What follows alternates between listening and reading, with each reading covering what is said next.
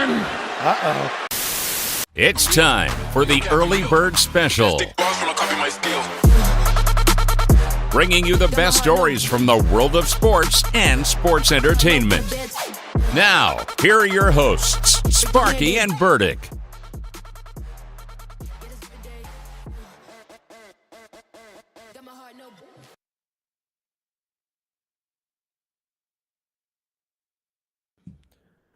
Well, good morning, Bakersfield and surrounding communities, and everybody watching online on YouTube or Twitch. I forget to mention that. We are also on Twitch. You're listening to the Early Bird Special. I'm Chris Burdick. That's Sparky. Sparky, my friend, good morning. Yeah, it is. Uh-oh. Somebody's on the salty side for good reason. Tell them what they got going today. We'll talk about my Bulls. I'm sorry. No, we will avenge you, my friend. I promise. It was expected. We'll wrap up the East and West NBA games from last night. We'll talk a little NCAA football. There was some breaking news this morning that we'll get into. Yes. We'll also talk some Nico on our Therapy Thursday. Then we'll have our boy Tyson Hayes, local comedian, jump in at 8 o'clock. And then we'll have some miscellaneous NFL news. Plus, we have some more Mac and Cheese Fest tickets if you want to go this Saturday from 2 to 6 at the Kern County Fairgrounds. It's going to be a fantastic event, the best mac and cheese event we've had so far. 10th of the 10th annual. And if you are interested in going, just remember you can call or text in for your chance to win at 661-842-2000. We could hook you up at any point in time. But before we get into all of the breaking news, since you did just hear it on our ESPN coverage, we'll get into that. There has been a rule change in the NCAA to combat players faking injuries, which, I mean, I like the rule change. To be honest with you, I wasn't really aware that it was that much of an issue in the NCAA. But if this is something that needs to happen, then I'm all for the NCAA tightening down on something. But other rule changes need to be made, and we'll get into that on the other side of the Therapy Thursday segment. But let's start with the NBA, my friend. The other two play-in games were last night. The Miami Heat eliminated my Bulls. Yeah, I'm going to let you take this one because I felt really bad for you. Well, I'm kind of used to it. I was wasn't too excited that we were playing the Miami Heat for the third year in a row, and they eliminated the Bulls for the third consecutive season, dominating Chicago all night. And really it was Hero, which I am not a fan of. The kid went 8 for 8 in the first half, though. You have to respect Yeah, that. I mean, but there was no defense. Miss. It was like me playing at Silver Creek by myself. I mean, you guys did a dang good job at holding up Bam Adebayo for most of the game, but you're right. I mean, Tyler just couldn't miss, and he seemed to get everything he wanted on the court. For an upcoming Hall of Fame coach, yeah, you would think let's keep at least some hands up in front of Hero. But no, the guy was on fire. He finished the game with 38 points, and while leading as much as 25 at one time. Yeah, they in the third quarter, the Bulls are a streaky type team, and you know, I watched the whole game, and I also while I was driving around the first half, I got to listen to it right here on ESPN Bakersfield. But they cut it down to, I believe, 12 in the third quarter, and I said, okay, you know, with going into the fourth, I was like, okay, as long as we can keep this streak going, right, and get it down to, you know, single digits, anything could happen with the Bulls. And as soon as I went to get clothes out of the dryer, came back, and they were down by 20 again. Right. And again, at least you guys had some fight in you, though, throughout the game. Josh Giddey had a great game as well. 25 points, 10 rebounds for a larger guard, I granted, but he's still starting to show himself as at least a solidified I don't want to say contender. That's not the right word.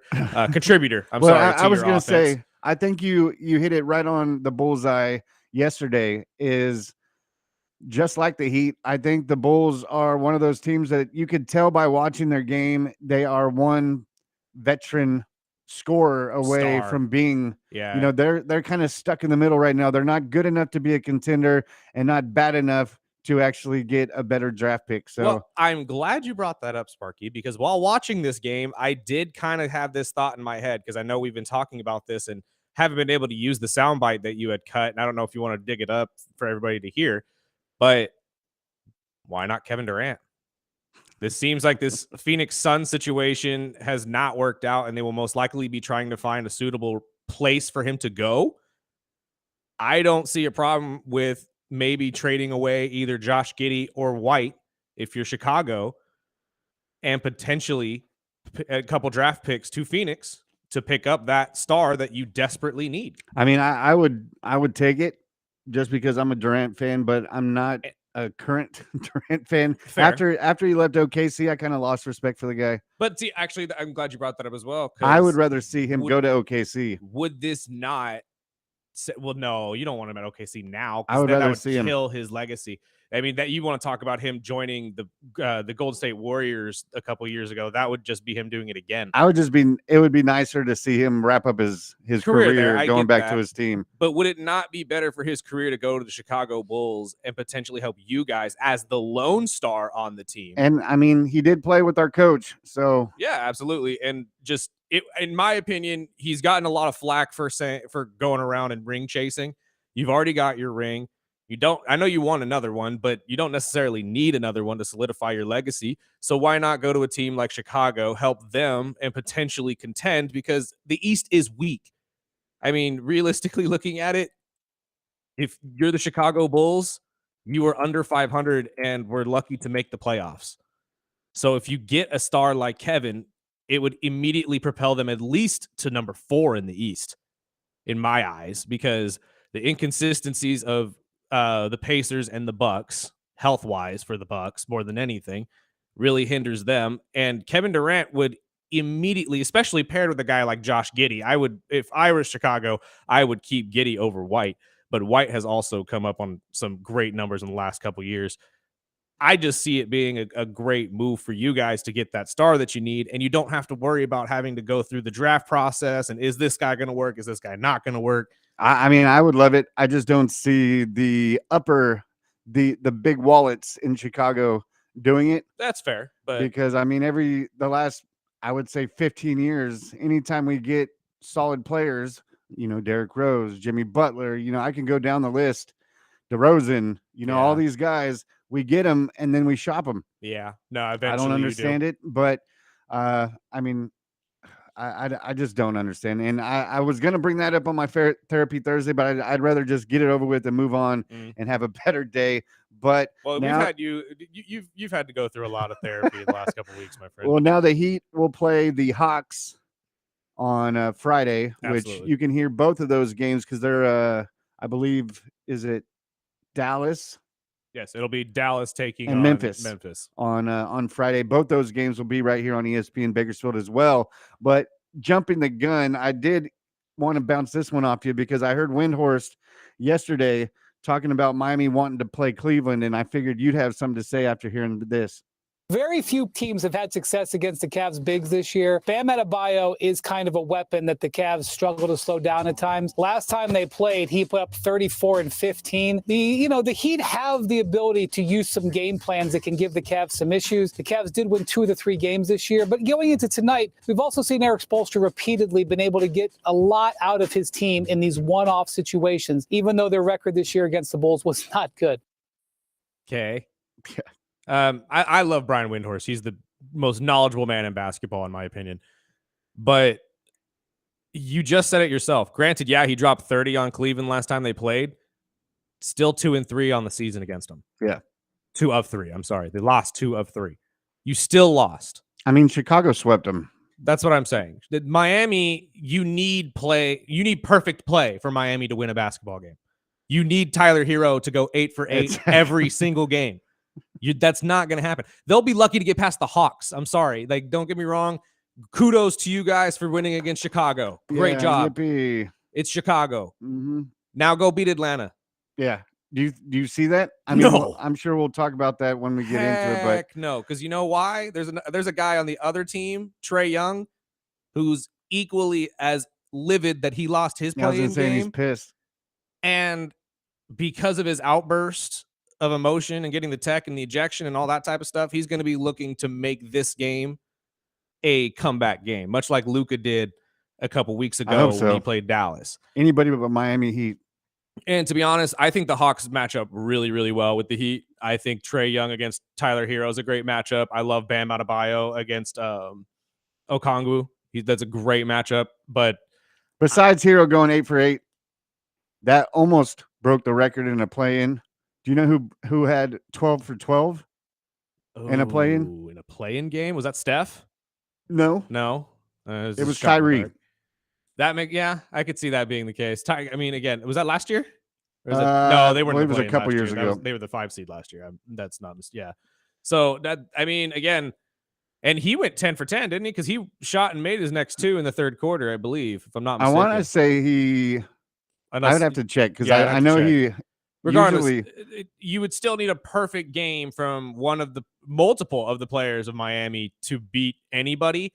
And for that to happen in a 7-game series, let alone against the Cleveland Cavaliers, I don't see it happening. Stop it. But I'll be a Hawks fan tomorrow, so we'll see. And again, if the Hawks don't get the job done, my friend, I promise you, my Cavaliers will avenge your Bulls. It's not going to happen.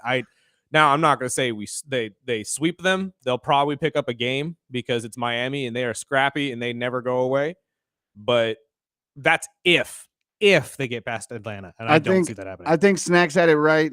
I think with Spoelstra, and he's a fantastic coach. Yeah, and I hated the guy when he first came, but he grew on me. Mm-hmm. But we're gonna go into the next segment because that was one thing that Snacks went 1 for 1 with these ones. Yes, he did. Because there was another team that crapped didn't the bed. show up at all. Like I know that was one of our big topics yesterday, is which Sacramento Kings team you were going to get. Well, we'll explain which team you got last night on the other side of the break, because right here on ESPN Bakersfield, 12:30 a.m. 101.1 FM.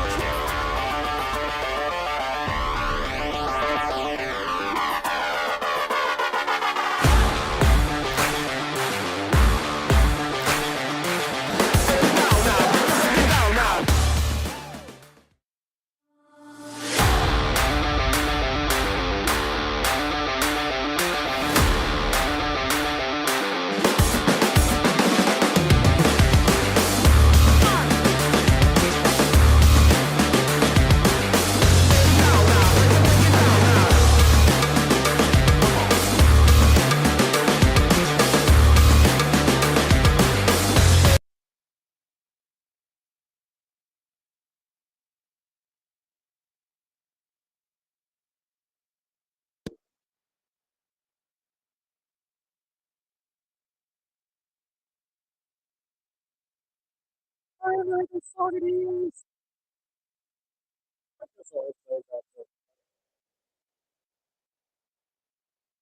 back. This is the early bird special. I'm Chris Burdick. That's Sparky. Don't worry, mushroom people aren't real. I promise. Are you sure? I don't know. I had the poster right above my bed my entire life. Too. People can attest to that. I swear, it's right in front of my face. Every morning I woke up and you see mushroom people. Well, Clay was on fire. Absolutely, and he's the only reason Dallas really pulled out the win as they did. Because watching this game was pretty rough. Because again, first half at least, Sacramento did not show up. They lose the game 120-106. It really wasn't that close though.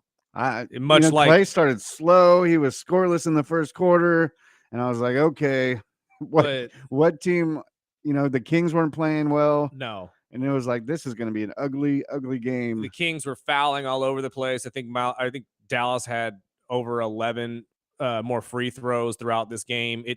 In which they hit dang near every single one of them. I think they only missed 2. It looked ugly from the get-go. It was very much a blowout from the word go. It never really got close, although the score ended only losing 14. I say only because at this point I think they were up by 20 plus.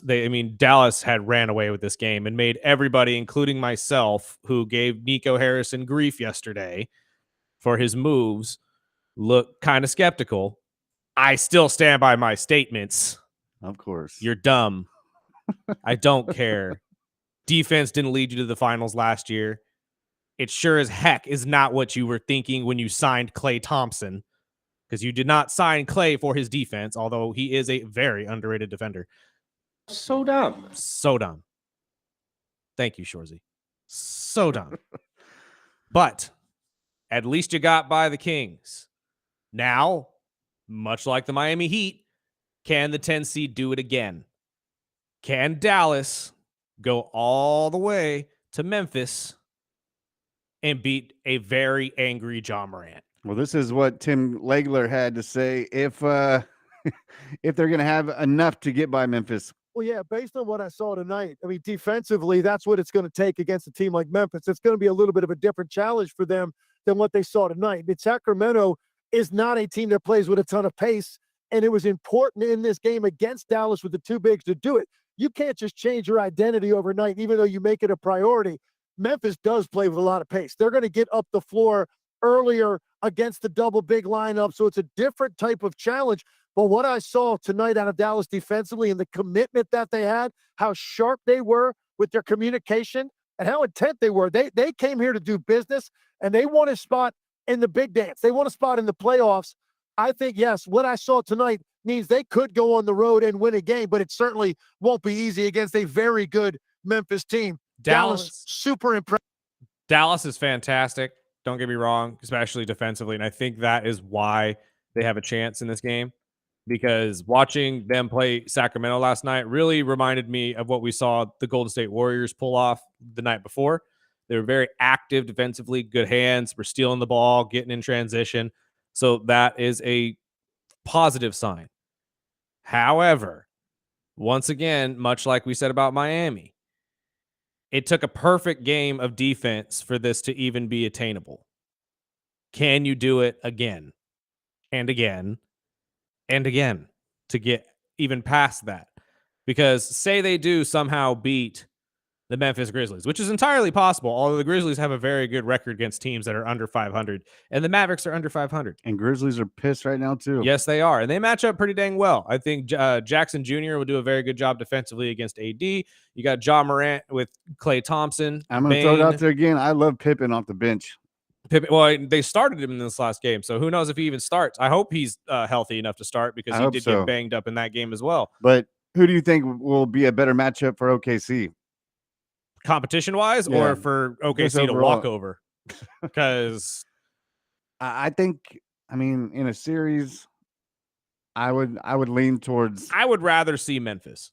Okay. If I'm being honest, because Memphis to me has shines of at least being competitive. Dallas does not. I don't see Dallas being a competitive matchup against the Oklahoma City Thunder. I really don't. I just don't see the matchups being very good. I think the Thunder are way too overpowered for them, and they'll run them out of a gym. I think if I you get was Memphis, you might have the matchups necessary. And if they can get out of their own way and That's exactly figure what it I was going out, to say. they were the number 2 seed in the West at one point this year. So you have the talent, but you just got to get out of your own way. That's it. Like, can Ja get out of his own way and play basketball? And honestly, we saw it against the Golden State Warriors. He was playing basketball. He wasn't celebrating. He wasn't trying to make a statement to the league. He was trying to make the playoffs. You need that Ja Morant in the playoffs. Well, both of those games tomorrow are going to be good, must insane. watch. And this is what we've been waiting on for months, was NBA playoff type basketball. And we didn't see it last night. No, not necessarily. But again, this is the 9 and 10 seeds of each division, both sides of which were losing records. Yeah, I'm just saying the Bulls Heat games, a week ago were much better than the games I saw last night. Oh, absolutely. And I was expecting more out of Sacramento in a play-in type game with their backs to the wall. And I didn't see it. True, but I feel like this is the biggest argument for or against the play-in tournament. Why everybody says, well, these games don't count. This is why. Like, this is the negative side of the play-in tournament. Well, these are games like pro this. athletes. I was expecting more out of players like the DeRozans, and it wasn't what I was expecting, especially after hearing obviously Snacks has got a favorite because he's worked around with the players with Sacramento. He's watched a lot of these more of the Sacramento games in the last few months, but I was like, all right, it's ready for some Invincible. I changed it after mid fourth quarter when it was starting to slip away, and I was like, all right. It was an ugly game. Again, it's just bad matchups, bad situations. I don't see Miami making it out of the play-in, unfortunately, on the East side, and I honestly don't see Dallas I hope you're right. either. But Nostradamus, whatever his name is. Nostradamus? Yes. The guy that over here, Burdick's always picking the winners, and I was like, I had a bad feeling when you said Bulls. I was like, oh, don't pick my team. I'm sorry. Sometimes I'm on, sometimes I'm in the mush. It's the same way with my Dolphins. When people start picking them, I'm like, don't do that. No, I know. I agree with you. Anytime I hear my team's names a little too much, that's why I'm happy Cleveland's not being brought up, because it's like, good.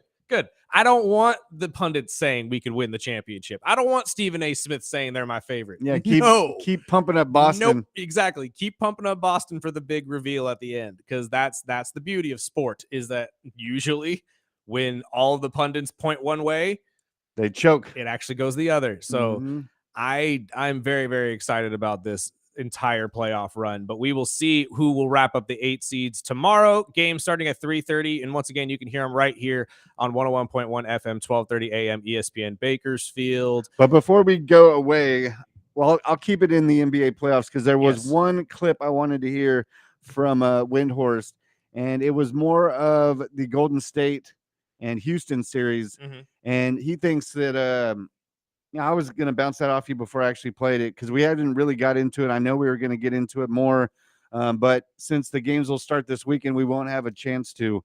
Fair. But out of the series that will be, starting after the playing games tomorrow, Golden State, Houston, what do you think? I've stayed by my statements that as much as I love young teams, and again, they're led by a fantastic head coach in Udoka, I'm picking Golden State.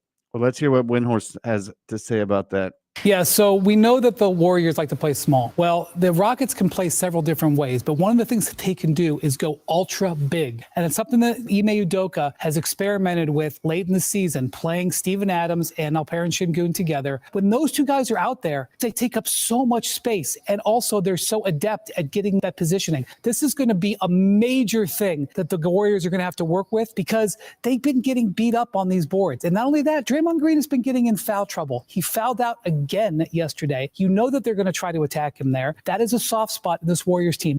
I agree that Draymond has foul trouble issues. That's for sure. But again, the young guns might give him fits, but I like playoff Jimmy and I love playoff Steph. It is two legendary players going against a fleet of young guys who have never been there. Yeah, and if they play like they did last game, I mean, they're going to give them a Close, yeah. series. But that was one thing I tried to pull this morning, but I couldn't find it. But during the Bulls game, Stephen A went off and said, he thinks the Warriors will pull it off, but he thinks somebody's going to have to be that third person. Yeah. Because it's not going to be just Stephen Butler that gets Right. by Houston. But it could also be multiple people. I think that we wrap our heads around we need a third player to be that guy.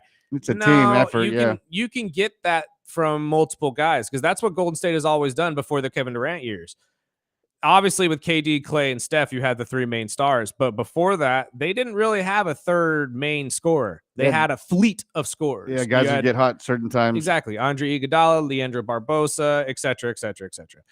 All of which you would notice are veterans, not young guys. So it's going to be harder for Houston to pull that out as well because they need somebody to be their third scorer as well. The only guy that I could think of that's on this roster that's even been in playoff contention is Steven Adams.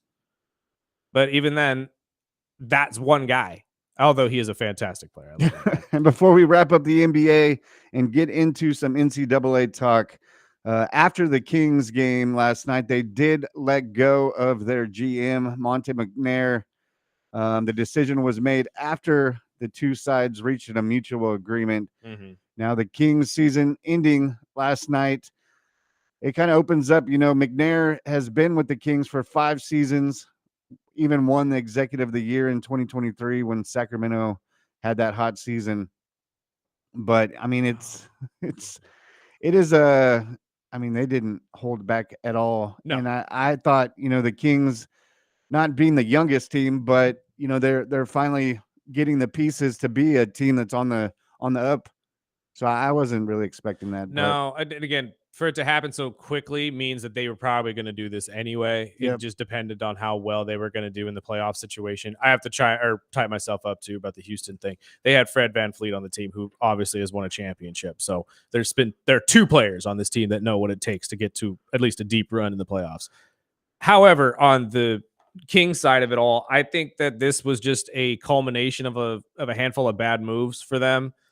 The fan base went from being really, really excited about having a great team with De'Aaron Fox and Sabonis and stuff like that to now having a mid-tier team with Zach LaVine and DeRozan, who we don't even know if they're going to be around long-term or not. So I think that they're looking for a fresh start, and this is the easiest way to go about doing that. Just move on from the GM that made these moves and potentially find somebody that can help you mold a new path with potentially what you already have or maybe something else that's coming in, because they have some young keys that are actually really good. I love Murray. I think he looked really good early. He fizzled out and they never really got him the ball enough, in my opinion. Sabonis, as much as he is a great rebounder, I think you got to move on from this guy. I like him. He's a great big man, but he hasn't really developed his game offensively to really warrant keeping him long term, especially with knowing that he is the NBA's best rebounder, or at least statistically. However, that's going to lead to more money, obviously. And are you really willing to pay this guy big ducats to really average 10 points and 15 rebounds? Well, we'll get into, there was a couple more players that jumped into the portal yesterday, as well as we'll have an update with Isaiah Bond, who actually is I'm really happy with how this story has gone. We talked about it last week. A little bit. And we'll have an update from here, right here on ESPN Bakersfield, 12:30 a.m. 101.1 FM.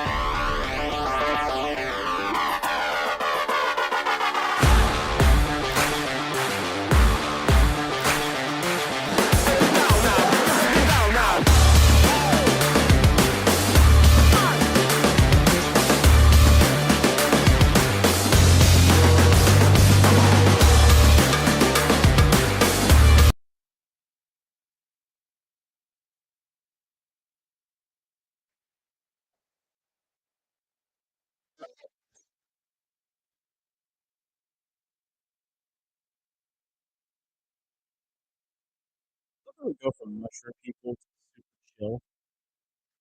I started watching Invincible and a Yeah. Beck song came on. I was like, all right. That's music. We'll get into that Yes. another day. You're listening to the Early Bird Special. I'm Chris Burdick. That's Sparky. And as Sparky teed it up a little bit before the break, NFL draft prospect Isaiah Bond had some really, really bad things happen to him during his entire draft process. He was accused by a woman of sexual misconduct. That has come out to be not true. But he's doing something that I hope. Was it proved that it I- wasn't true? I'm not 100% sure, but I Because thought I it was mean, proved to he be did untrue. he did go to jail and bail out, didn't he? I believe so. But again, I believe it's Usually- still an open case. is it still an open case? I thought I'd read that it was closed, but it might still be open. But regardless, he flipped it. he's flipping it on her and suing her Good guy. over the That's arrest. a good man. And again, Hopefully he's innocent when I'm saying that. But right, and that's what I'm saying. But this happens frequently. And again, I'm not saying this doesn't happen. I'm not saying athletes don't do this. But there are certain situations where stories get miscommunicated or lied upon, and guys get in trouble that really shouldn't have been in trouble. There were, what's the linebacker from USC who lost his entire career that was in jail forever for this, and then they found out that the lady lied. He was just released like 2 years ago. I'm drawing a blank on his name, but certain situations like that should not happen either, where these guys get lied upon because people want a payday or some sort of clout, and it just doesn't go their way. Was it Osa? I believe so. Osa Minosa? Yeah, or something like that. Messina? Yeah. Messina, that's what it is. Messina.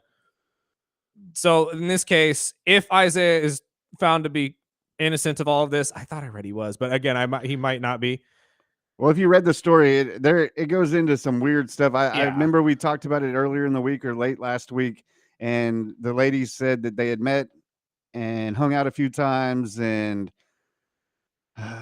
he forced himself upon her and blah blah blah blah blah, and then he apologized afterwards. But now he's came out and said no, it happened, but it was consensual, Right. and he lawyered up. And I saw he turned himself in last week, got the $25,000 bond, Right. but his lawyer said it was consensual, and the lawsuit will now be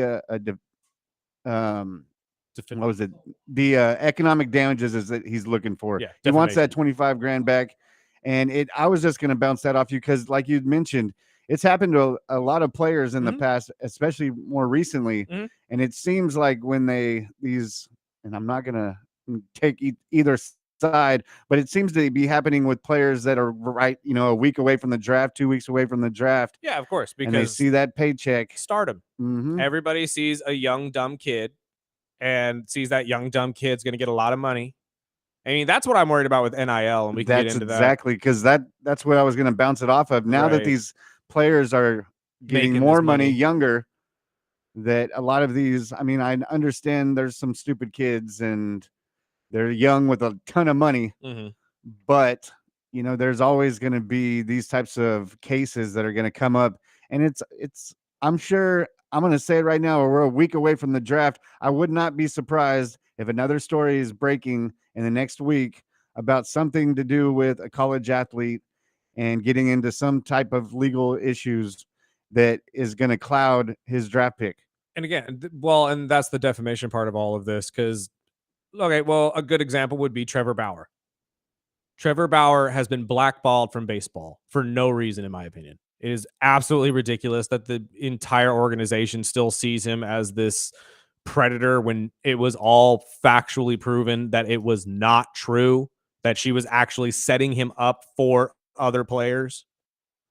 Or actually, I shouldn't even say it that way because that makes it sound like the players had something to do with it. She was a fan of a different team, ergo Padres. I'll just throw the team out there. She was a Padre fan that got in bed with Trevor Bauer, who was a Dodger at the time, a heated rival of the Padres, if you talk to fan bases. So she took it upon herself to not only try to get a payday out of it, but hurt the Dodgers at the same time. She may not say that out loud. I will say it for you, Dodger fans, because that's all I hear people say. And honestly, if it looks like a duck and it quacks like a duck, It's a duck. it's a duck. So I haven't heard that one in so long. it Look look, at this. man, Look at Burdick pulling.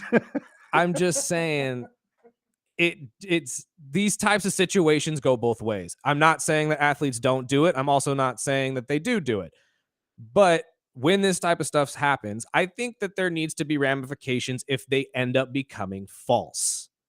I think that if anybody, man or woman, accuses an athlete, anybody famous of doing something that they did not do, and it is proven that it is false, that person needs to go to jail. Yes. We need to do something to put teeth in the other side of this. That's why I kind of applaud Bond for this, because if this comes out to be untrue and this kid was jailed and had to pay bond and all of this stuff and his draft stock was ruined because of this and nobody wants to touch him and he can't work anymore because now he's an NFL player or a former college player that some woman lied about. Yeah, and it just screws up their name. It's absurd. I mean, it just reminds me of, did you watch the 30 for 30 on Monte Teo? Yes. Man, that one was rough to watch. I was not a fan of Matateo because he neither played was for Notre I. Dame. But until I watched that, and I was like, man, now I feel bad for you. He's gone through a lot. He really did, and it's like the fake girlfriend thing, and like we don't even need to get into that because that's a whole different show. But yeah, no, she talks on that documentary. Yeah, it was insane. And that's what I'm saying is that these guys have all the time, and it's a constant fear, and it needs to stop. We have to remember these are 19, 20-year-old men. Like that's what I honestly had to sit down and remind myself a lot with this Nico Iamaleava stuff. When I was giving him grief the first day and saying, you know what, dude, remember how you were when you were 20. And now imagine if you were 20 years old playing football at a university and they were paying you $10 million to do it. And you saw somebody that you knew you were better than, Carson Beck, get a lot more money than you. And somebody in your camp said, bro, you should be getting this much money. Yeah, come on, bro. What's the first thing that's going to pop in your head? I should be getting that much. He's right. I deserve that money. Mm-hmm. So you're better than that fool. Exactly. So it's like you have to remind yourself that these are young kids, impressionable, that are just looking to have a good time because they're in college. And I think we're going to break that down perfectly this week after this segment because Burdick pulled some for his Therapy Thursday. Well, he's got some pull some clips from Cam Newton. I'm not necessarily putting myself on the couch. You're kind of helping the boy. I'm going to do somebody that his dad probably should have. Yes. Well, we're going to sit Nico down on the couch along with everybody else who's an athlete who needs to hear this as well, because I think Cam Newton put it perfectly on his podcast yesterday, 4th and 1, when he talked about this. I don't know if it came out yesterday. I saw it yesterday, but he had perfect words about all of this, which we'll get into on the other side. Well, he teased it up perfectly. So I'll just throw out this headline real quick, and then we'll get to our Therapy Thursday. But North Carolina quarterback Ryan Brown and defensive lineman Bo Atkinson are entering the transfer portal. Atkinson led the Tar Heels with 7.5 sacks last season. And with the Tar Heels in pursuit of South Alabama's quarterback, Brown is leaving as well. Brown was the backup, though, if I'm not mistaken. I don't think or maybe he was the projected starter. Well, I saw yesterday Coach Belichick said, the Tar Heels are landing linebacker Mika Gayor. I'm going to screw up these names. Luckily, it's not hockey because that'd even be worse. But he was a Nebraska linebacker that he picked up and initially transferred to Missouri. But I know there was some talks yesterday about Nico and UCLA. Nico, that hasn't been signed yet, but it looks like it'd be for more or less money. But I'm wondering, I'm going to bounce off you because you're more of a college football fan than I am. I know we talked about this portal, the spring portal is shorter, and usually there's not a lot of players that go into this type of portal. Right. It's usually the winter portal that's the bigger one. Yeah. But are we going to see more? I know it's been a headline lately about the NIL and the NCAA trying to work out a way for players like Nico that can't, see sign a contract, last year and then see another guy that they think they're better and up there rally and just leave the team. Right. No, that is the major problem that everybody keeps pulling out. And I should have pulled the audio yesterday because Kirk Herbstreit was on McAfee and he made a very good point that the NCAA doesn't necessarily have a hand in a lot of this type of stuff. It's more of they're hands off kind of a thing at the moment. But I do believe that there needs to be some sort of line and laneway for this to happen. Some type of structure. Even if it's a base structure that you don't really like need to nitpick a lot, but you need something in terms of signed contracts or just agreements between a team and players that you can't restructure your contract until it's over, because that's essentially what could have happened here. If Nico waited a year, I feel like they could and had a more productive year this year with Tennessee, he might have gotten the money that he was wanting and probably stayed. Yeah, and he probably would have played his entire 4 years at Tennessee. But because somebody got in his ear and told him some bad advice, all of this transpired. Who gave him the bad advice? We still have no idea. Whether it was his dad, his dad's friend, one of Nico's friends, I don't know. Somebody Probably gave all of him them. really bad advice. But I think in this situation, this is just going to be, it's going to be bad for Nico, but it's going to be good for the NCAA, because the NCAA now knows that they have to have this happen, because this is the first time we've essentially seen a buyout, or I'm sorry, a lockout, somebody not showing up because he wanted more money. Yeah, they're gonna have to find something out, or it's gonna be a Otherwise, circus moving forward, because other players are gonna jump on that same bandwagon. Right. And you'll hear Cam Newton say this too, I think it's in that bite. But if he was allowed to do this and just allowed to sit out and not play for Tennessee until they paid him, imagine the amount of kids that would do that. Well, let's get into our Therapy Thursday right after this break. And I'll remind you, we have another pair of tickets to the Mac and Cheese Fest. Just text in 661-842-2000 right here on ESPN Bakersfield, 1230 a.m. 101.1 FM.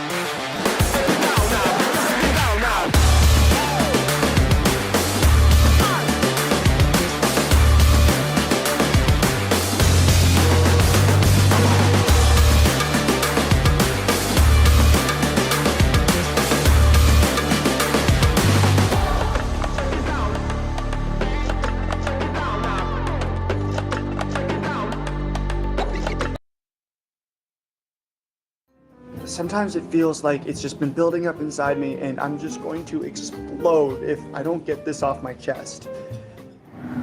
What? Get help. No. Come on, you love it. I hate it. It's great. It works every time. It's humiliating. Do you have a better plan? No. We're doing it. We are not doing get help. Get help! Please! My brother's dying! Get help! Because I've cried 1,000 times, I'm going to cry some more. I'm not crazy! Okay, listen up, everybody. Turn up your volumes. Announcement. Let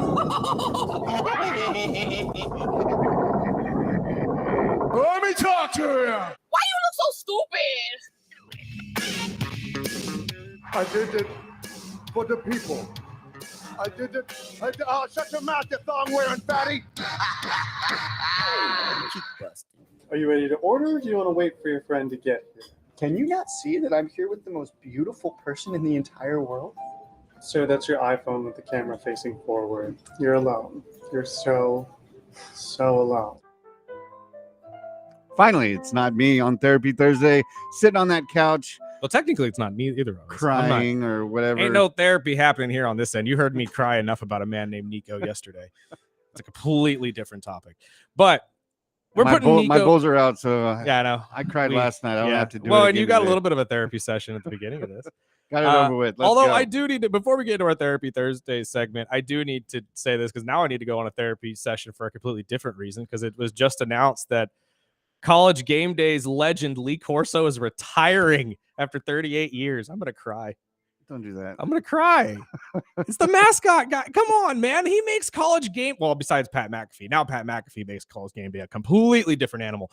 But Lee Corso not being on the College Game Day set, it's like Dick Vitale being away from college basketball. It's just not right. It's not right. These guys need to keep going until they die. I'm sorry. I know it's wrong of me to ask, but you got to make sacrifices, okay? Some people just don't need to be away from sport or television. And Lee Corso and Dick Vitale are two of those people. But I am very happy to see this man actually get his retirement finally and get to go do what he wants to do with the rest of his life, because that's what he deserves. He did a very good job entertaining all of us for 38 years, longer than I've been alive, Sparky. Oh, gosh. 6 years longer, in fact. Oh, don't blink. You'll be 40. But real soon. quick. Oh, I know. Don't remind me. Don't remind me of that. Real quick, though, we do need to put Nico Iamaiava on the therapy couch, because I need to say some things, or at least echo some things that we heard on Cam Newton's podcast the other day, which I think he put it beautifully. Let's start with clip number 1, Spark. Regardless of how you bounce back from this, you will be the example. He will have this as a stain on his career, and it's sad. I just hate that Nico, who's a good kid, who's a great guy, family is unbelievable, had the opportunity to see Nico. He came to my QB challenge a couple years ago. And to observe him for those multiple days, I did not see this coming. But what I do understand about kids and college athletes is they're getting it from so many different, but bro, if I was you, bro, you heard how much he signed for? Look, the best part about, or the first part that I want to highlight that I've heard from almost everybody that's talked about this guy, including Kirk Herbstreit and everybody close and connected to college football, Nico's not a bad guy. So this is not a Nico has an ego issue. It's the people around him. I see that on TikTok on the short that we just dropped. People were commenting, Nico has the final say. I get it. Don't get me wrong. That is true. But this isn't an ego issue that Nico thinks he's full of it and all that type of stuff. I don't think that's the case at all. I think, like I said, this is a representation issue. Somebody got in this kid's ear and said, you deserve more money. It happens with almost every profession. You know, Right. It's the people you are around. And once you start making that bank, then you have to decide, you know, who you spend time around. And I mean, hopefully it's people that are pumping him up and making his ego bigger. Mm-hmm. But for, like we've been saying for the last few days, it's something that he's going to have to learn. And we have a promo running right now that Right. I mentioned, you know, hopefully he can come out and play football and get this all behind him. Absolutely. But know who speaks for you is essentially the best part about this. Let's quickly play part 2 of this, which I think is the better part of Cam's take. Just imagine, real example. When Carson Beck left Georgia to go to Miami and he realized, like, Carson Beck made $10 million. I'm better than Carson Beck. I know I can slap him for 12, but I'm just making 1.7, 2 million, 3. What NIL was and is intended for It's just to make your college experience comfortable. This is not forever money. If you're getting advice from somebody who ain't never been in your situation, bro, man, you got to cite that. So you know when you used to write the papers and the teacher used to always say, you got to cite the source. Wikipedia is not a reliable source. There's not a more influential person in my life than my father. But there's certain things that my father can and cannot advise me on. And that's just respect. If Nico would have been successful at holding out, it would have started. Everybody sitting there all across. No. Understand, can you come back from this? Absolutely. The main thing is becoming the best football player that you possibly can be. The money will come. That was the point we made yesterday. That's the only way Nico can absolve himself of this issue. The two things that I need to highlight, though. One, if you are an athlete or anybody looking to get into a professional area, listen to what Cam just said there. Don't take advice from anybody who has not been in that circle or is in that area currently. Their advice means nothing. Your best friend can tell you until he's blue in the face you can or can't do it. If your best friend's not in the area in which you want to be in, their advice means jack diddly. Don't take it. Don't listen to it. Don't go anything by it. If you want to be a professional football player, go talk to professional football players. They're going to tell you how to get that done. They're going to tell you how to become a professional football player and the work ethic it is going to take to do so. And two, if you're a college player or a high school player that has buku money due to NIL, it's not forever money. This is nice money for you now. It's only meant to make your life comfortable, just like Cam said. Don't ruin your chances at making more. Be smart about it. Be thankful for the money that you have currently, which is way more than any of your friends have and ever will have. And at the end of the day, you'll get your 10 mil, 11 mil, 20 mil, 100 mil, 500 mil, as we've seen in baseball, when you get to the pros. So relax, Nico Iamaleava. And I'm sure our local superstar Tyson Hayes will have something to say about that right after this break. This is the Early Bird Special, ESPN Bakersfield, 12:30 a.m. 101.1 FM.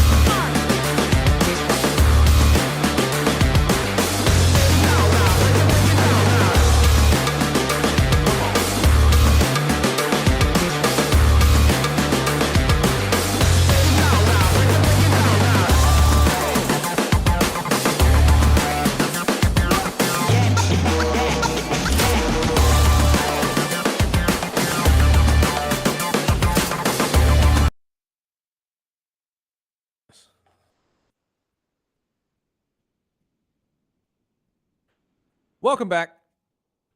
Hour 2 of the Early Bird Special. I'm Chris Burdick. That's Sparky. And we got a very special guest in the building. My boy! Been with us multiple times on YouTube. You've seen him all over our Mic Check Tuesday segments. But Tyson Hayes is in the building. What's going on, brother? Hey, not too much, man. Happy to be here. Look at this. These new digs, dude. I'm on ESPN Radio, Mom. Look at me. I made it. Awesome. It's amazing, you guys. Well, my brother, let us know what the well's going on. I know you guys are downtown now with the move. I think you guys just had one of your first shows, right?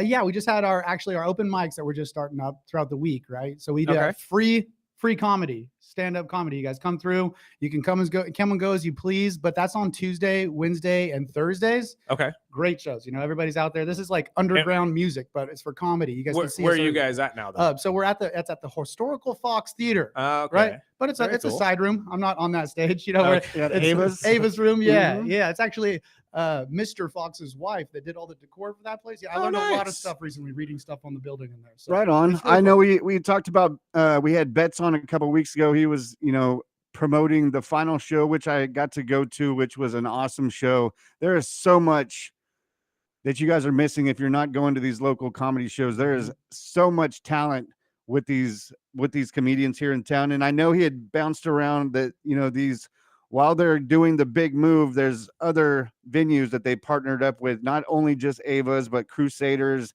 Timbler, and so they'll just follow the Well. Look up the Well Comedy Club, follow them on Instagram, because there's updates going on all the time. And if you're a business owner, if you've ever had to deal with moving a business into, relocate, there's a lot of things that, I'm dealing with it right now with MoneyWise and getting the move over to Woolworths. 1 month we're ready to move, and then there's like something that comes up and we have to push it back 90 days. So there's always something, but there's exciting things going on with the Well Comedy Club. Just follow them. I know the Tuesday, Wednesday, Thursday shows. I've got Anthony coming on here in a couple weeks, so we'll hear about the was it the weekday show? I believe he does the pregame show. That's right. Getting ready for the weekend. And we've got Nathaniel Webb coming on here in a couple weeks too. So we'll keep you guys posted. But Tyson's our long lost brother, and so we'll talk sports as well. But he also has a show coming up at Timbler, I believe. Yeah, actually Timbler, like we were talking about. Like the Well's throwing some shows there, and we've got some other stuff going on there too. May 14th at Timbler is a Wednesday night.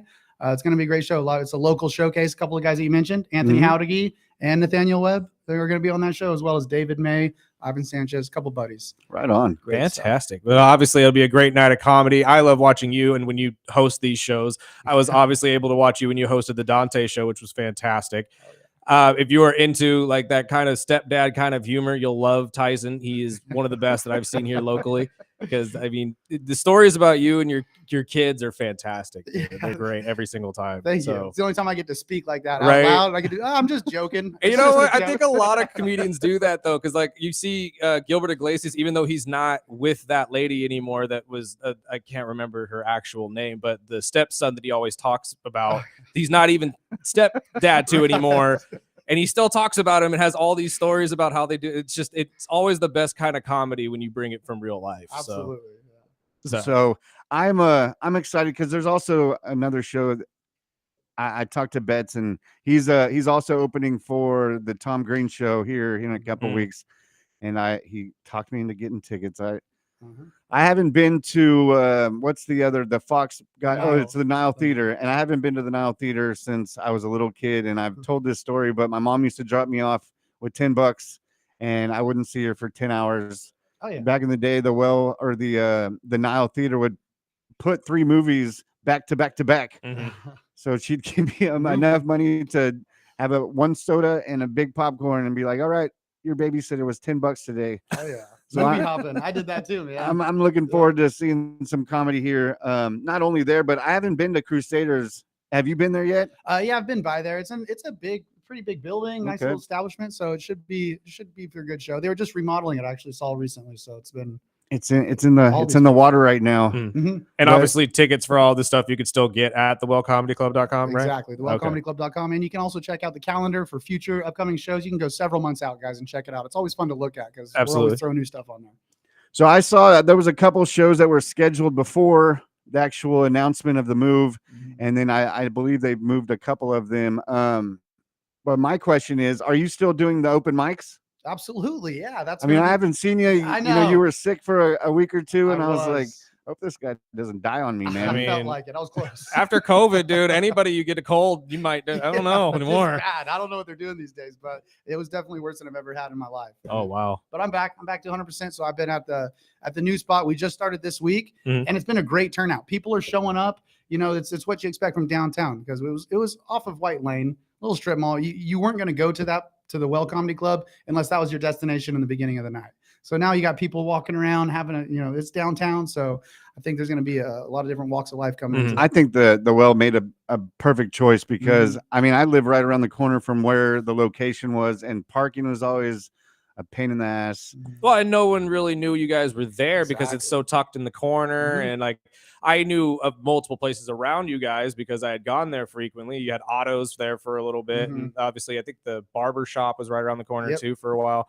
But outside of that, it's just like you guys really just were put in a weird spot. So I think this is going to be a much better location for you. I mean, the last Absolutely. few shows I saw over there, it was packed. Yeah, that's great. Like I've talked to so many comedians. I was at the door, working the door there for several years, and you'd see comics come in, big name comics, and they're kind of like skeptical about walking in this side of White Lane, this strip mall, and then you get inside and they're like, wow, man, this belongs in like a downtown Vancouver, some beautiful, metropolitan city, and it's little Bakersfield. And it's us. I'm going to go back to that because I've talked to a lot of comics, and even famous comedians have talked that they worked the door for multiple years before they actually got their chance. And that final show I got to see at the Well, everybody was out there except this sick guy, but everybody was out there, and they were, I believe 3 or 4 of the door guys were probably the funniest dudes in there. And I was happy I got to see Boydson. I hadn't seen him in a couple years, and he killed it. And that beard, man. The first time I saw Boydson was at the Rocket Shop Cafe, which was another, almost a ran down place off of Chester. And I was like, I drove around it like 3 or 4 times before I finally found it. But Boydson, I had never seen him, never met him, and he was wearing a goofy ass hat, and he took it off, and he was bald with this big beard. And he's like, yeah, and I'm a substitute teacher. And I was like, oh no, what school is he teaching Funny at? bring that up because that's the first time I had ever met the guy was at a bar, and that's essentially exactly my thought too. Was you teach kids? Okay, cool, it's fantastic. I like you. District, please. District, yeah, please, yes. which just so I know. Clear. We joke, of course. Andrew's a fantastic Oh, teacher. he's a great guy. But he is just it threw me off a little bit too, but he's an even better comic. So you have to go check these people out. Like Sparky said, local wise, we have some of the best comics around, and I don't think that gets talked about enough. And every time you go to these open mics, you see someone new. You see someone like, whoa, where's this guy been? Right. And sadly, I've never seen Tyson live. Oh man, you're missing out. I've never seen him it's live. Probably best for you. You come on one of the nights, Tuesday, Wednesday, Thursday. It's free, and you'll get what you pay for. I promise. Of course. I mean, again, you guys are at the Fox for now. Obviously, do we have a timeline? Obviously, of when the new place will be open. We're hoping in the next, 60 days, I think is a good cushion. I'm just going to drop it. We're moving into, they used to call it Dignity Health Center. We're taking over old Rabobank. It's going to be the Well Comedy Club. I hope. Oh, that would be great. Oh, man. Not quite, but it's walking distance from the Fox. I Now think talk about selling out the Rabobank. That'd be interesting. Is it At the least parking lot? convention center. yeah, so- I mean, Bernie did it the other day. So yeah. Oh my gosh, don't get me started. I went to pick up my boy, and this lady with 2 kids in her backseat was honking and flipping me off. And I'm like, I have nothing to do with this. lady. I'm not even here Keep for going. this. I'm like, over in Bakersfield, baby. Oh Jeez my Louise. goodness. Anyways, but do you want to take a break real quick before Yeah, we get into 'cause the we sports gotta- side of this? We got to talk sports. I know you're a Dodger fan, and Well, we've been ripping on the Dodgers the last few days. No. Not only I we- have always called a notorious Dodger hater because I bring up one time you guys lose. I don't hate on y'all. I'm just a Phillies fan, so I get to talk when we win. I believe we have a promo running right now that says way different. Oh yeah. I mean, again, what I was saying in that promo was I get a lot of grief from Dodger fans for just talking about you guys. But the minute I have a reason to, everybody walks away, and it's true. It's absolutely true. Dodger fans hate it when you talk about them until it's true, and then they just gotta zip I think the word was they're turning into Yankee fans. Yes. Oh and no, that's Patriot the fans. worst. That's absolutely. I hate both of those fan bases. So I'll let that one brew while we Pretentious. take this break. If you How want to, rude. if you want to go to a Mac and Cheese Fest this Saturday, we've got a couple text in. Get your name in the running right now. 661-842-2000. This is the early bird special with Burdick, Sparky, and Tyson Hayes right here on ESPN Bakersfield, 1230 a.m. 101.1 FM.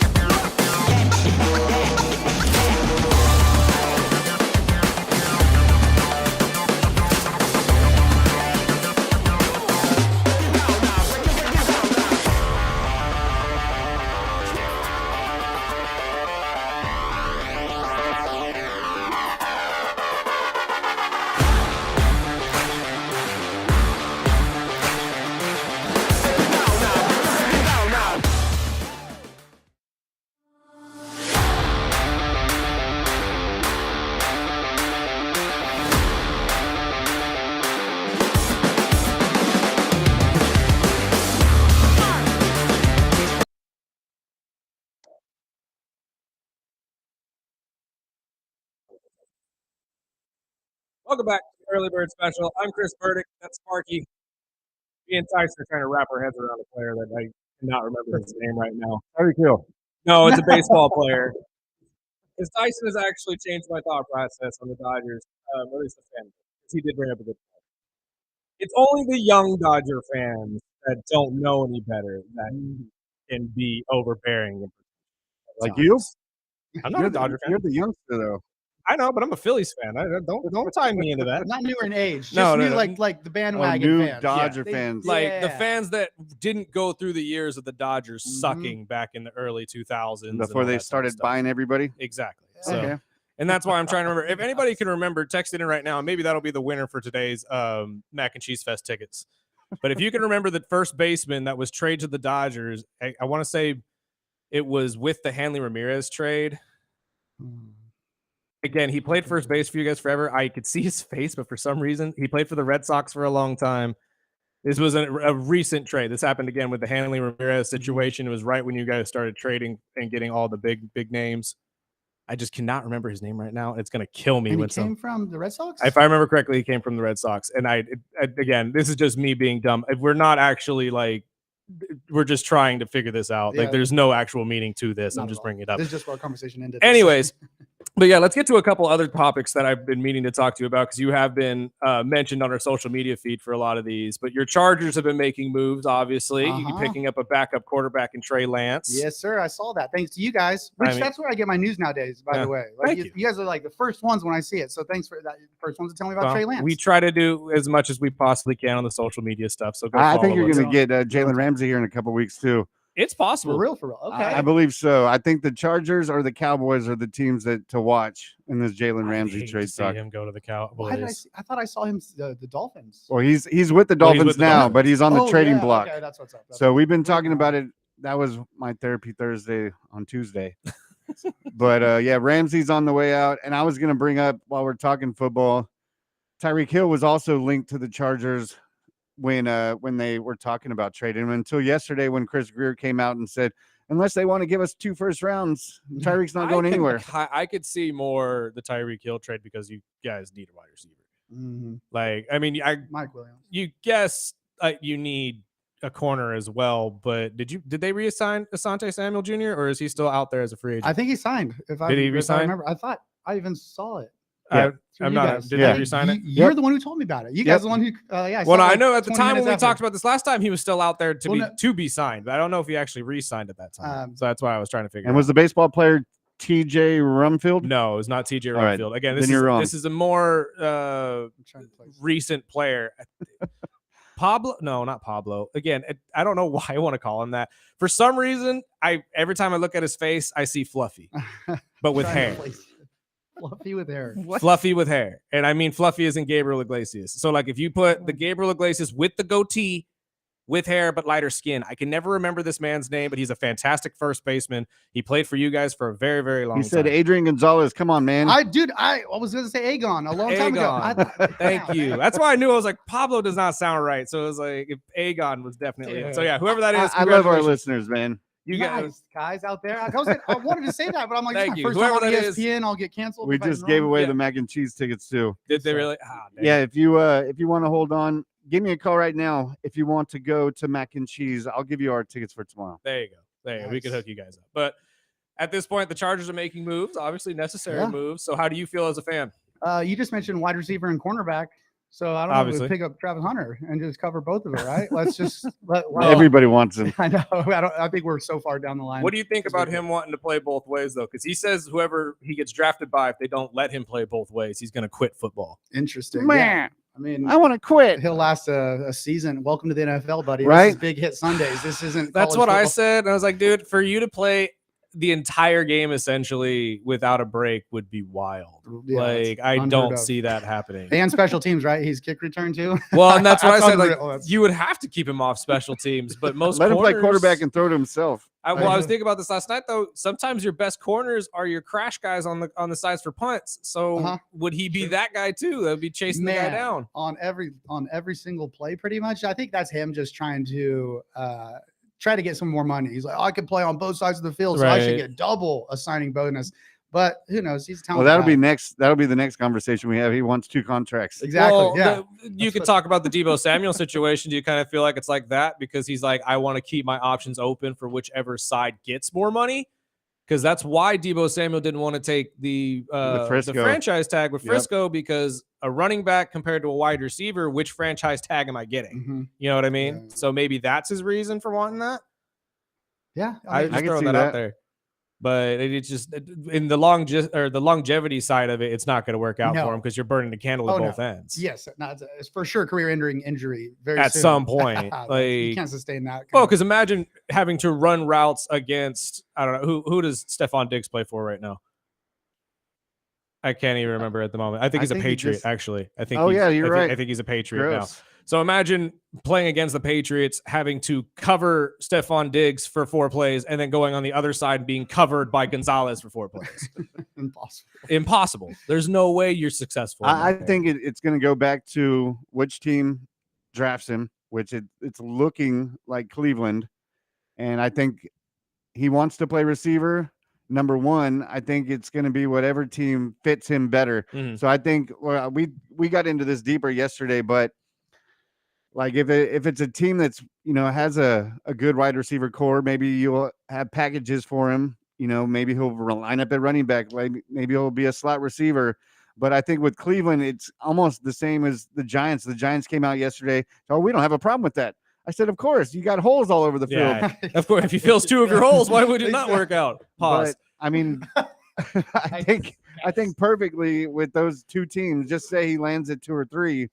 I think he does play both sides, but it'll be in small packages on whatever the second position is. I mean, again, it really just depends if he wants to burn out his career, because I don't see that working out longer than 4 years. What happens in 2 years when he gets popped for enhancing substances for trying to pump up? I wouldn't put that on him, but I mean, the guy tears his ACL trying to cover a wide receiver, and then what do you do? I mean, it's difficult. I mean, it's different in college. The NFL is a lot quicker. These guys are huge Ninja Turtles. Harder. Yeah, and you're not. I mean, let him get popped a few times. Imagine he's trying to run. Now, I know he's not in the league anymore, but imagine Travis Hunter trying to run an in route on Ray Lewis and then trying to play corner right afterwards. Dead. Yeah. No way. If he gets injured, that's 2 positions on your team now that you now your team's one screwed. injury. Like our number 1 corner and receiver. Yeah. So and then they trade him to the Eagles and he wins the Super Bowls. I mean, what happens? And to be fair, I think if you look at the verbiage that the Giants used when they said they were okay with it, they said they didn't fear doing it. That doesn't mean they were gonna do it. Yeah. Like that just means, oh yeah, I mean, we wouldn't necessarily think twice if we had the option, but I don't think they actually do it because again, do you really want to burn out probably one of the better players you're going to have on your team? Yeah.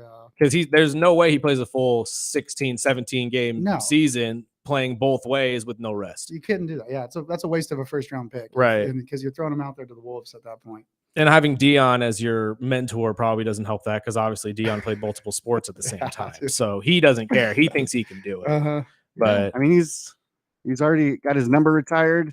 Why not? Might as well put him in the Hall of Fame too. I mean, I've seen so many people bring this up too, the number retiring since that. Have you heard about this? No. So the University of Colorado, for those of you who have no idea what we're talking about, have decided they are going to retire Shedeur and Travis's numbers this upcoming year. Okay.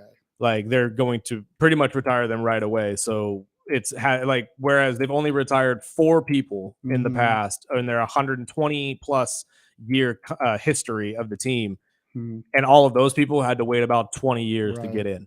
Yeah, well, if I'm coaching my son, I'm retiring his jersey. Exactly what we I'm throwing said. that thing in the rafters. Exactly what we said. It's like Dion my had last name too. Yeah, Dion had to have a hand in this, right? Like judging by the. I was just like, I don't know. Like, this is the best quarterback you guys have had in a while. Why not throw his name up in the rafters? It's like, I think maybe it's because Travis Hunter is excellent. He's really good, and he might have excelled Sanders' position. Kind of like Johnny Manziel. Remember, he's thrown to Mike Evans, and I mean, you kind of need the 1-2 punch to make you guys both good. And so let's retire both their jerseys. Yeah. What happens if he goes to Cleveland and his quarterback's Flacco, or he probably doesn't. Yeah.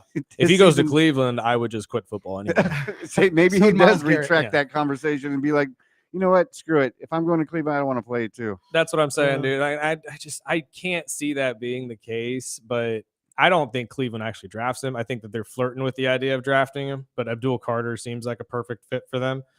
The Giants taking him though now seems more likely, especially after what we read yesterday. Yes. Especially if they're sitting here saying, oh, we don't mind. We'll totally do that, just to bait him into saying, come to New York. Come to New York. Right. Nobody else wants to come here. We'll move over to basketball. You're a Clippers guy. Yes, sir. It's exciting. Yeah, very much so. You guys are the hottest team in basketball right now. 9-1 in the last 10 games, man. And they're climbing. It's a tight side. How do you feel going against this matchup with the Nuggets, though? Nuggets, it's always scary. I got a buddy that's a Nuggets fan, and so he's been keeping me up to speed on their, how good they've been. And I think this will be a great series this weekend to be able to message him and make it, just rub it in a little bit, because the Clippers are killing it right now. Right, and you're going to get. Well, I think this is a good matchup for you guys just because of what the Nuggets are going through at the moment with the firing of their head coach and all that stuff, and the changing of the guard at this point, because it looks like, apparently from what I've read, Jokic was told they were going to fire Malone, and he said, okay.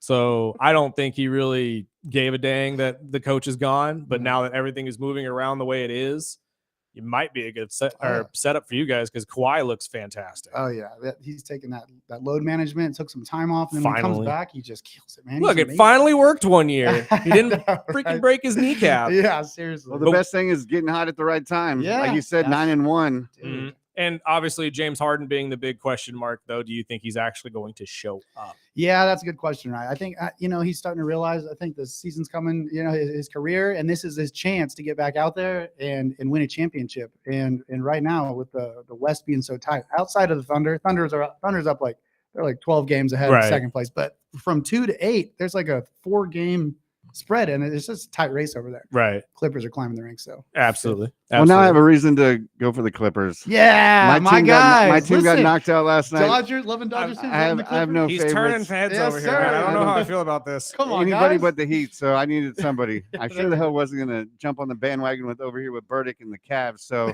brother, anybody is welcome on the Cleveland bandwagon. We will take all comers. We'll take everybody. Okay, we lost a ton of seats when LeBron left, so there's a ton for anybody to sit in. Well, we appreciate it, Tyson. We've got a comedy, The Well Comedy Club.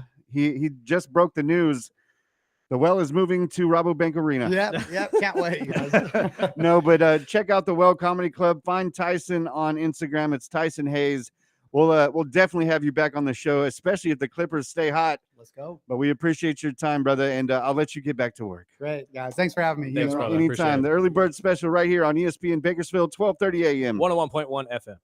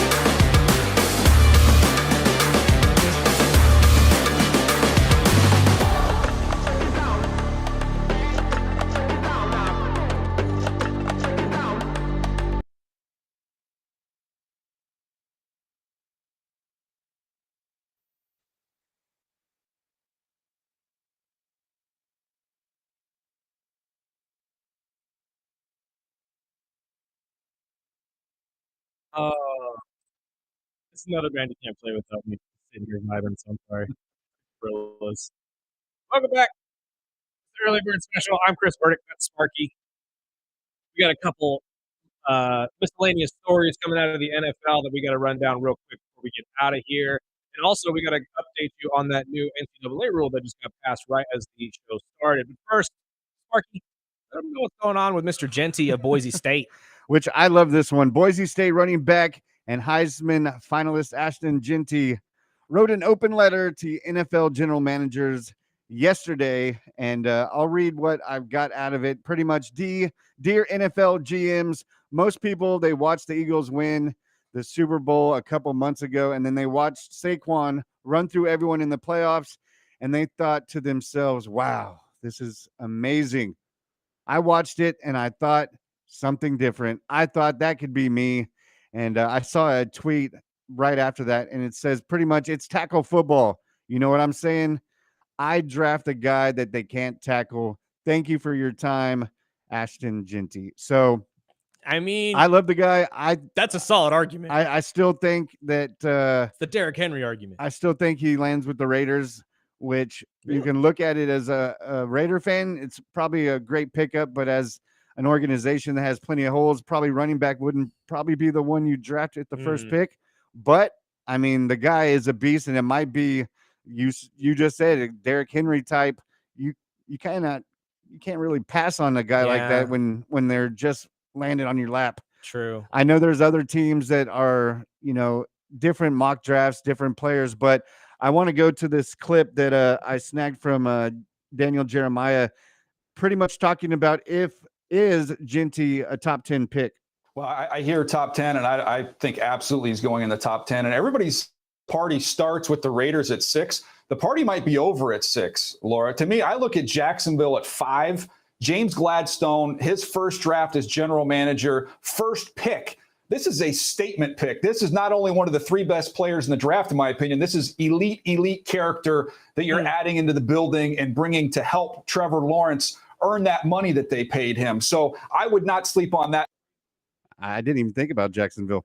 Well, if he falls, I'm sorry, if he falls, he would go 1 pick higher to Jacksonville. But no, that is also a possibility as well, because they haven't really been ecstatic with Travis Etienne's play or Brian Robinson for some reason. I'm not sure exactly why they didn't like Brian Robinson when he was there. I thought he played a very good style of play for them, but it is what it is. I'm not in the front office. Genty is a fantastic running back, but I don't know if he's a good pick for the Raiders, and here's why. You just had a running back that was somewhat similar in Josh Jacobs. And I say somewhat similar because they're both power backs that have explosive capabilities. I'm not necessarily sure if Genty is the guy that changes your offense around. And I don't mean that in a sense he won't impact you. I think in the sense that you need a bigger impact. You need a quarterback. And there's not a lot of teams that honestly need a quarterback besides you. I would be shocked if the Raiders take a quarterback in the first round. Just because they extended Geno, they got Pete Carroll. That's his boy. It's pretty much a 2-year deal that they can get out of after the second year. It's actually a 4-year deal. Right. But I think with Pete Carroll, I can see him going, either a running back or a receiver. But I'll repeat myself again. I think they have bigger holes to fill. Absolutely. And I mean, I can see the Jacobs deal, but I think it's just a different coaching regime. Right. And they, Pete Carroll, he wants to put his name on this team. Absolutely. But the Geno move feels more like a Sam Darnold move to me. And it's like an in-betweener quarterback. He's just not the guy for you. But again, like you said, Pete loves him. So obviously he's going to get a shot as the starting quarterback. And maybe you're right. Maybe Genty is the best available pick. So he obviously should be the best choice for the Raiders. I think if the Raiders want to fill a much needed spot, you move up for Will Campbell. You make a deal with the Giants and move up for Will Campbell. That'd be a hell of a pick. But that would be a smart man's pick. Right. And we're talking about the Raiders. But that's my point, is that like if you're looking to fill needs, if you're looking to fill what you need as a team, I think the smarter move is to make a move for either Will Campbell or Graham. Actually, would be another one as well, because to fill that need, or maybe actually, I'm sorry, not Graham, because they got Wilkins last year. I apologize, but yeah, Campbell or the guy from Ohio State, the tackles, because I think that is where you really need to solidify yourself offensively, is make a good offensive line so these guys could actually run through the holes that you're trying to make for them. Genty is a fantastic player. He's definitely going top 10. I like him better to Jacksonville than anything. I think that now that has been brought to my attention again, makes the most sense, because Jacksonville has not been pleased with their running back play the last couple of years. And the best way, I mean, we said it the other day, what has Jacksonville done to help Travis? They really have done nothing. The wide receiver they got last year was a fantastic pickup, but let's be honest, who saw that one coming? So you need other pieces for this guy to work with. And honestly, picking up Genty might be the best choice. So I think Jacksonville taking him is a better option. That would be a great pick. I was hoping that he would fall, but I don't think, especially after this letter. Right. I mean, if you look at the tape of this kid, man, he is incredible. Oh, he's a Derrick Henry-esque running back, man. He's explosive. I love it. But you know more of the deeper running backs. I mean, is this a running back heavy draft, or is it only a few? Yeah, no, you got Scatterbro, you got a handful of guys. You got a great running back out of North Carolina coming out. You have 2 from Ohio State. Trust me, this running back class is deep. That's also why I feel like it's a better option just to wait. I mean, you're going to get more options. It's kind of like the quarterback situation. You have Cam, maybe a little bit lower. You have Shedeur, and then you have everybody else. So if you're not going to get 1 or 2, just wait for a little bit, because all the rest of these guys are going to be available to you in the 2nd, 3rd, 4th, 5th round. Because I don't know if there's a lot of confidence going out in this draft in that area. Running back wise, though, I think this is probably going to be one of the better drafts in the last couple years, because that to me is the at least position that sticks out the most. Well, keeping it with the draft before we jump over to the Aaron Donald story. This is what Marcus Spears had to say about the Giants pick at 3. Yeah, go with the best player if you're not sold on these quarterbacks. And that's, Travis Hunter would be wonderful there, but Abdul Carter would be wonderful as well across from Brian Burns. This is simple to me for the New York Giants. If you don't like a quarterback, take one of those 2 players. If you don't want one of those 2 players, trade out of the position and get more picks so you can build more of this team. But to me, it would be a no-brainer. Whichever is left out of Travis Hunter and Abdul Carter, you enhance the pass rush, or you get who I think is a generational player in Travis Hunter that can help you on both sides of the ball. I don't think he'll be there at 3. Who, Travis? Yeah. Again, I believe he might, because I think Abdul Carter fits more in Cleveland, but that's just my thought. That would be an awesome pick for Cleveland, especially putting him up by Miles. They're not smart. Again, I know. They're Picking it too. I know. And that's why you consistently see teams like them and the Titans and all them down at the bottom, or rather at the top of the draft, because they keep making these mistakes. And How crazy would it be if Cam wasn't the first pick, though? I think that would be absurd, to be honest. If Tennessee just said, we pick Shedeur, like that would throw the entire sports world on its Abdul head. Carter or Travis instead. I highly doubt that's the case. But I mean, hey, crazy things have happened in the draft. You can obviously tell I've been watching way too much wrestling because I'm looking for the plot twist and I'm looking for all these things. But speaking of plot twist, I'm going to throw this in to wrap up the draft talk. But now there's talk about the Dolphins drafting a quarterback in the 1st round. The Miami Dolphins sitting there at 13, they're a team to watch. I'm not quite sure whether they're retooling, whether they're rebuilding. I don't know what the Dolphins are, what to make of them, but I do know the general manager and the head coach are on the hot seat this year. Yep. They're in a show improved season, year 4 with this current regime. They got to do something, especially after giving Tua that bag and having the team regress from where they were in 2023. Keep in mind, Tua is an oft-injured quarterback. You're talking about somebody that's missed 21 games across 5 seasons, been on IR twice. I just don't know that you're trusting Zach Wilson as the break glass in case of emergency option. I absolutely could see them being in the quarterback business early in this draft. I'm going to say my piece, and then I'm going to give it to you. Do it, please. At this point, I doubt that very seriously, just because much like the Raiders, there's a lot of other issues that you guys have, including this entire Jalen Ramsey situation. So you're going to need to address that before anything. But I wouldn't be like, I've floated this the last couple of days. I wouldn't be surprised to see you guys take maybe Gilbert, or I'm sorry, the Oregon quarterback at the maybe 4th or 5th round to fill a need. But I don't see you guys taking a quarterback at the 13th pick. Although I sure hope not. Trading back wouldn't be the worst idea for you guys either, because you could get a lot more later on in this draft, I feel. So what am I to say? But I do think that we need to give Zach Wilson a little bit of grief here, because, again, let's not forget who he played for his first couple years. Yeah. The Jets. And I mean, so tired. Gino just got paid. Right. I mean, come on, Where'd guys. he come from? I know mainstream media, especially ESPN, doesn't like talking ill of New York teams. I get it. But can we all just get on the bandwagon now of saying that the Jets and the Cleveland Browns are where quarterbacks go to die? Like, they have not had a successful quarterback in, what, decades? They're dead. All of them are dead. And I don't mean the dead man. You're not coming back for a World or a WrestleMania match anytime soon. Yeah. At this point, if you have played for the Jets, if you're Zach Wilson, Aaron Rodgers, Sam Darnold, Gino, I give you a pass, man. I'm sorry. I genuinely am sorry. Same with the Browns. Brady Quinn. I mean, Cody Kessler, our boy here in town. I'm sorry. Couch. Kessler. Kessler, Colt McCoy. I'm sorry. Baker.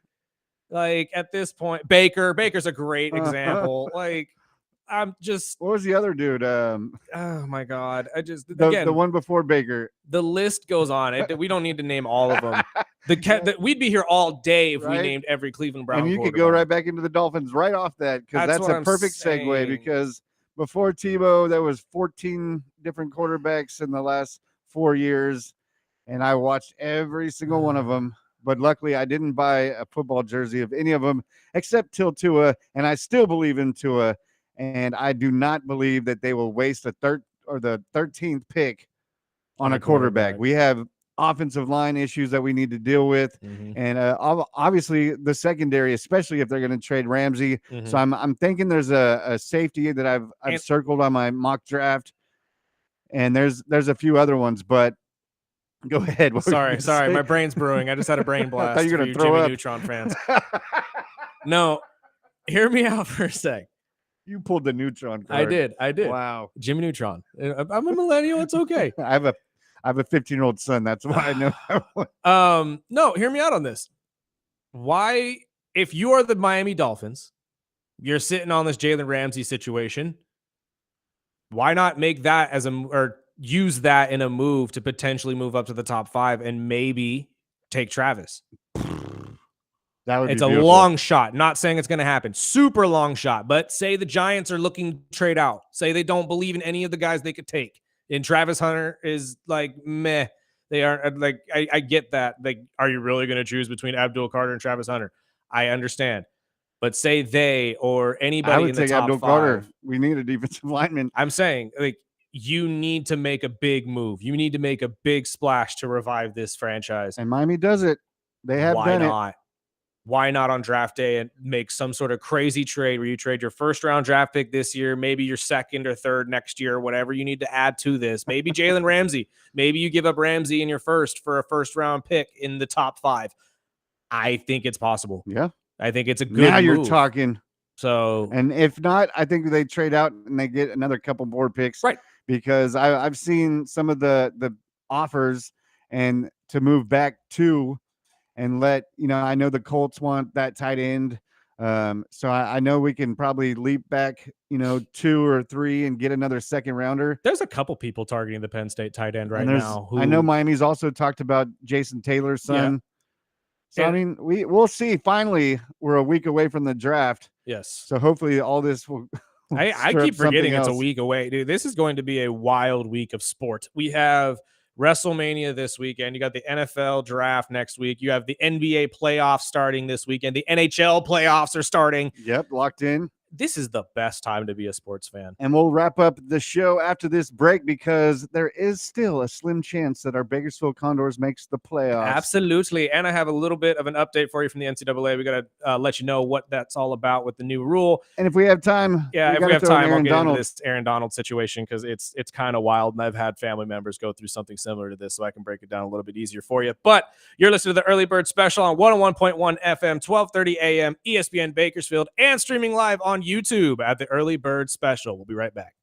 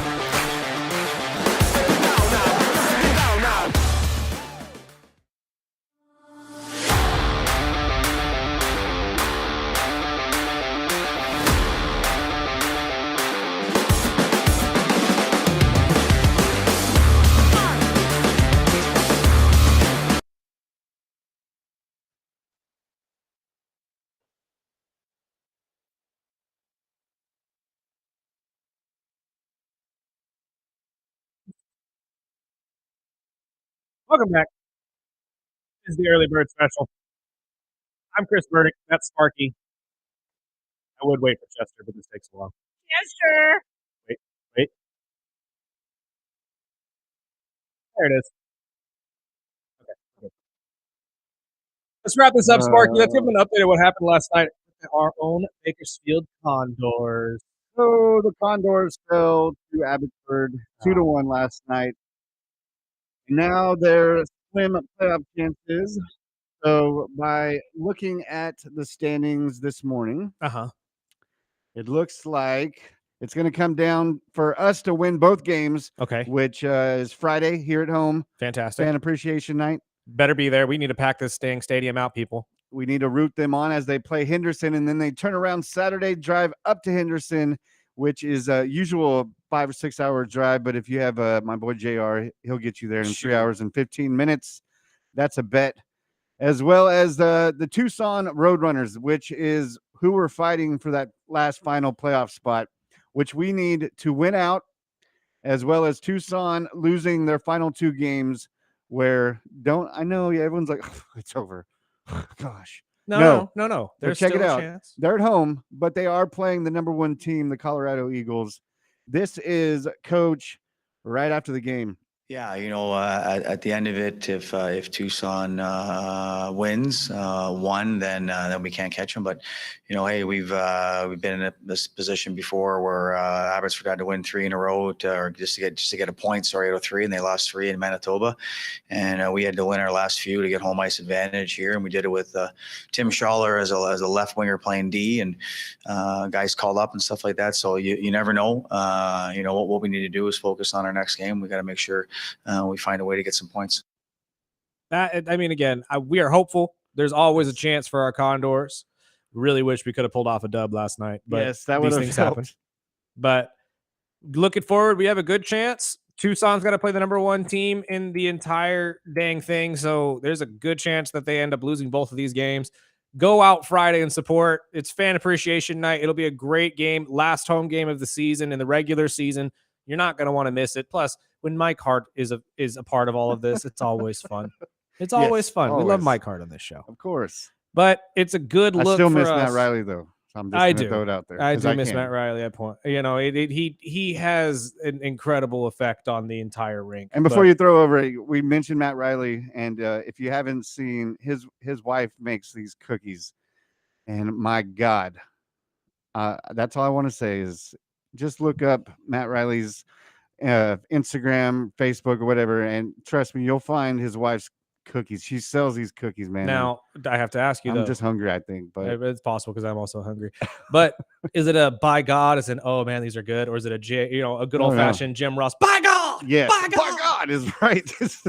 Yeah, it'll make you want to slap your mama. It'll make you think that you really just got good. thrown off of a cage by the taker. Yes, sir. All right, real quick, let's get you these last stories before we get out of here. The NCAA has made a rule change. This has been breaking news immediately when we started this show, that they will be making a couple rule changes to combat players faking injuries during games. Now, I wasn't fully aware if this was an actual problem, but I guess if they have to make rules for it, you got to put teeth into something and make rules for this. I suppose there's other things you should be focusing on, but we'll get to that later. Under the new rule that was approved on Wednesday, I'm reading from ESPN, if medical personnel enter the field to evaluate an injured player after the ball has been spotted by the officiating crew for the next play, the player's team will be charged with a timeout. If the team doesn't have any more timeouts, they will be charged with a 5-yard delay of game penalty. So basically, if you fake an injury to extend some time in the game or maybe eat up some more clock and you're not supposed to be doing that, you're going to be charged with the timeout. If you don't have a timeout, you get a 5-yard penalty.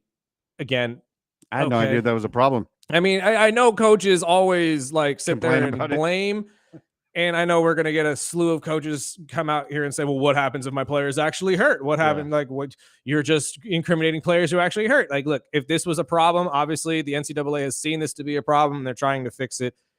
I say go with it. It's not like it's a big penalty anyway. It's 5 yards. It's a delay of game. Like literally you would be getting slapped on the wrist for the same thing if the clock ran out on the play clock. So is it really that big of a deal? The other story I want to mention real quick too is retired Ram star Aaron Donald has had to put out a temporary restraining order on a woman for something going on between him and his personal life. This was acquired by The Athletic.